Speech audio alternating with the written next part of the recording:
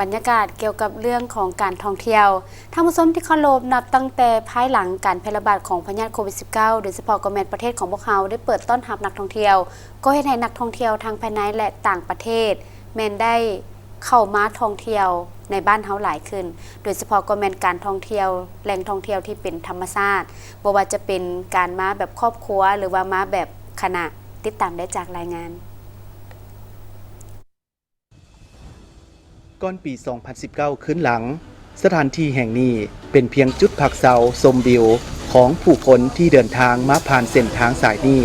เพื่อมุ่งหน้าเข้าไปเมืองคำเกิดและออกสู่สายแดนสากลน้ำพาวเกาแจวสาธารณรัฐสังคมนิยมเวียดนามและเดินทางจากเวียดนาม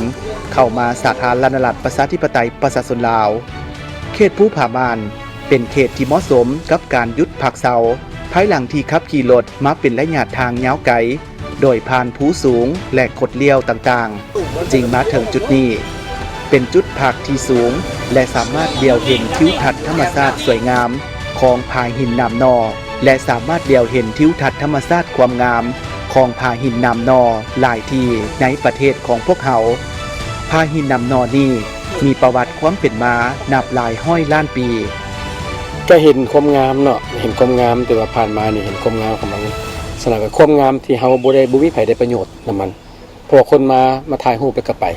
งามนั่นล่ะแต่ว่าคันเฮาเห็นอยู่ต่างประเทศหรือว่าอยู่บรรดาประเทศที่เขาพัฒนาแล้วครับแหล่งท่องเที่ยวงามๆส่วนหลายแล้วมันสิสามารถสร้างให้เป็นผลประโยชน์ให้แก่บ่ว่าสิเป็นผู้ลงทุนหรือว่าประชาชนที่อยู่อ้อมข้างให้ได้รับผลประโยชน์จากมันเฮาก็เลยเห็นว่าสถานที่ตัวนี้เนี่ยท่าแห้งมันมีอยู่แล้วและบวกกับประสบการณ์ที่เฮา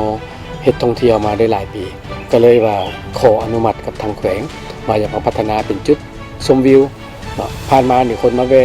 เข้าห้องน้ำมาแวะทิ้งขี้เหงื่อแต่มันก็บ่มีคนมาปกปักรักษามันเสื่อมโทรมไปหน้าเฮาก็เลยเห็นว่าถ้าสมมุติว่าพวกเฮามาอยู่นี่แล้วพวกเฮามาพัฒนานี่ผลประโยชน์มันสิได้ก็คือว่าโอเคชุมชนที่อยู่อ้อมข้างและตัวที่ว่าสำคัญไปกว่าหันคือมันธรรมชาติเป็นเขตดังกล่าวสิได้รับการปกปักรักษาที่นี่คนก็ยังมาถิ่มได้ห้องน้ำคนก็ยังมาใช้ได้แต่ว่ามันเป็นห้องน้ำที่มีมาตรฐานที่นี่ก็เป็นบ่อนเฮาจัดสรรไว้เรียบร้อยแล้วก็บ่แม่นถิ่มซาซายเฮาเก็บแล้วเฮาก็เอาไปบำบัดหรือไปถิ่มอยู่ในเขตนั่นน่ะที่ว่าเพิ่นได้จัดสรรไว้เนาะก็เลยว่าเห็นว่ามันสามารถสร้างประโยชน์ได้มันสามารถปกปักรักษาได้ก็เลยว่ามาลงทุนอยู่บ่อนดังกล่าวเนื้อที่หลายกว่า 7,000 เฮกตาร์รวมทั้งภูผาหินน้ำนอและต้นไม้หลายสายที่มีอยู่ตามซองบางหินถือว่าเป็นต้นไม้ที่ทนทานต่อความแห้งแล้งมีทางไม้ที่หายากใกล้สูญพันธุ์ไม้ที่มีอยู่เขตแห้งแล้งผสมผสานกับต้นไม้เขตซุ่มซื่นเฮ็ดให้มีความอุดมสมบูรณ์และเขียวสดงดงามตลอดปีเป็นบ่อนอยู่ของนกธรรมชาติหลายชนิดที่มาอาศัยและขยายพันธุ์อยู่เขตสงวนแห่งนี้พิเศษแมนมีลิงต้นตัวเป็นสีดำแต่หน้าขาวซึ่งเป็นลิงที่หายากและใกล้สูญพันธุ์มีโตขยุนกหัวล่นและสัตว์อื่นๆหลายสายพันธุ์แมนยังมีและแพร่พันธุ์อยู่เขตป่าแห่งนี้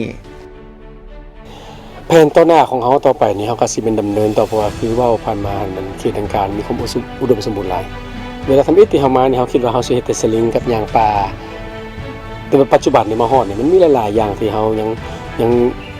นั่นค้นพบมาใหม่ตลอดเนาะฉะนั้นเฮาก็สิเน้นในการพัฒนากิจกรรมต่างๆที่พัวพันกับการท่องเที่ยวนี่เพื่อไปเฮ็ดให้แนวใดให้นักท่องเที่ยวที่มาเขตภูผาม่านนี่ให้เขายังมาใช้เวลาหลายเพิ่มขึ้นในการเฮ็ดกิจกรรมเวลาแน่นอนแล้วเวลาเขาจะมาอยู่เพิ่มขึ้นผลประโยชน์มันก็สิกระจายเพราะว่านักท่องเที่ยวมานี่เขาจะกลับมาปากกับท้องมาก็ต้องมาพักมาเช้ามาต้องมาเฮ็ดกิจกรรมฉะนั้นก็บ่แม่นแต่ว่าเฮ็ดอยู่กับเฮายังมีกิจกรรมต่างๆที่ติดพันกับบ้านที่อยู่อ้อมข้างนี่เพื่อไปเฮ็ดให้ผลประโยชน์ทางกายนี่มันกระจายไปเขตทางกายนี่เพื่อให้เขตนี่กลายเป็นบ่อนนึงที่ว่านักท่องเที่ยวต้องในแวะพักก็กลายเป็นไฮไลท์ตัวนึงของแขวงขมวนคือนักท่องเที่ยวมาต้องให้เขาเจ้าหมายความว่าเป็นบ่อนต้องได้มาฮอดมาถึงนับแต่บริษัทอินทิรากรุ๊ปเข้ามาพัฒนาเขตภูผาม่านให้กลายเป็นสถานที่ท่องเที่ยวทางธรรมชาติแล้วจุดหนึ่งที่เด่นและเป็นสิ่งจูงใจให้นักท่องเที่ยวเข้ามาสถานที่แห่งนี้ก็แม่นการขี่สลิงแบบตื่นเต้น ทางท่าทายแต่ละสายแม่นมีความยาวแต่300 เมตรหา480 เมตรมีทั้งหมด12 สายโดยจะใช้เวลาเป็นมือขี่สลิงจากภูหน่วยนี้ไปหาภูหน่วยอื่นเพื่อจะได้ชมความงามของภูหินนาบนอเป็นการท่องเที่ยวแบบทดสอบความกล้าซึ่งเป็นที่ถึกใจของผู้ที่ได้มาสัมผัสและทดลองท้าทายกับความสูง